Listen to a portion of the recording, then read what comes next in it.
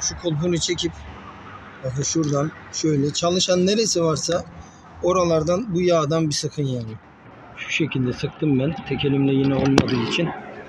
Sonra bakın şurada menteşeleri var. Her arabada var bu. Şuradan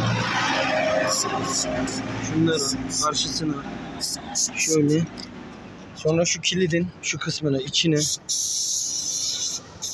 hem temizlensin hem yağlansın. Bunlar çok küçük küçük plastik böyle minik parçalarla çalışıyor. Kapı açılmamaya başladığında siz farkında olmadan bu kolu daha çok asılıyorsunuz. O içeriden çıt diye kırıldığı zaman. Bir de bu parçaları böyle yağlayıp temizlendiği zaman çoğu zaman çalışır.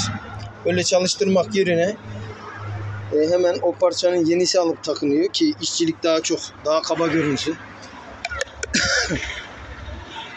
Daha çok para alınsın.